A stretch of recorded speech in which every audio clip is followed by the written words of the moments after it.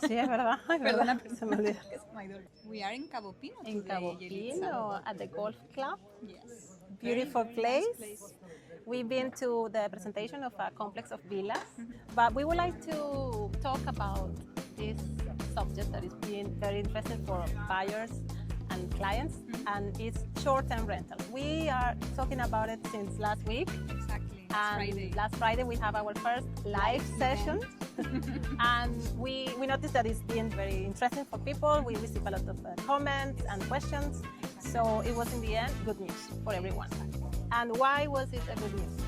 Well, the first time that we have good news in this regards, a positive information for the audience, because Junta de Andalusia finally is going to be realistic and is not going to ask for the authorization of the community of owners when you do a change of ownership of the touristic license. It's only 1 month ago that in the webpage you would still read that you need to present before this administrative body the document that indicates that the community of owners gave you the authorization, but also for a change of ownership. And this didn't make sense, because if you already have the touristic license, you have this right.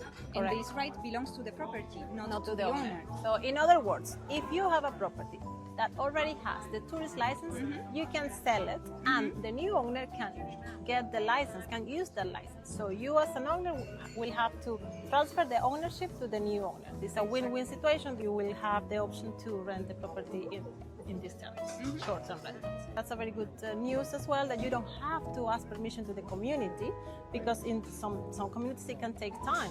You need to wait until the community of owners have a meeting. And then we wanted also to remember you that you have other options.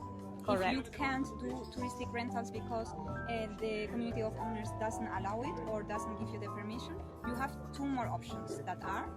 You have 2 more options. You have the option to do seasonal rentals, which means between 2 and 11 months. Yes. What you can do with these months, you can rent to digital nomads, you can rent to retired people, and you can rent, for example, to golf players. It's a very, very good option as well, actually, because, for example, in the complex where I live, we currently have several digital nomads living within the community, and it's very interesting to see what they're doing, and they are in the end part of the community for several months. And the third one would be to do a contract for people that want really to live in that property for a longer period of time.